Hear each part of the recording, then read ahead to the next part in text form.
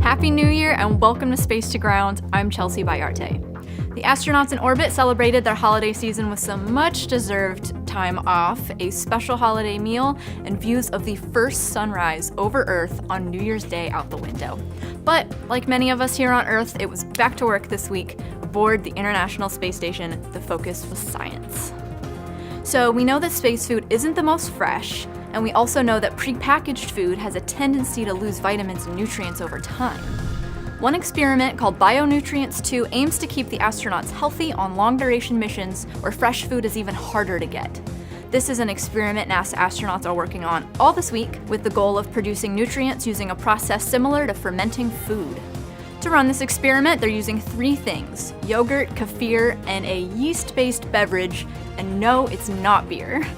In addition to getting their nutrients through packaged food, astronauts sometimes get to play farmer and grow nutrient-rich crops to eat. Dwarf tomatoes are growing aboard the International Space Station's vegetable production system. They're being grown under 2 different light sources to study the difference in fruit yield, nutritional composition, and microbial levels. Of course, astronauts get to eat their crops when their experiment is done, and they'll be asked to rate their flavor, texture, and juiciness.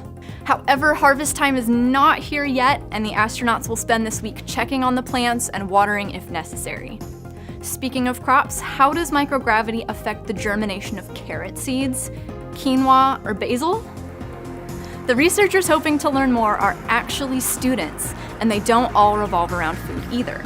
There are 26 experiments in all, and the students are as young as 5th graders all the way up through the college level.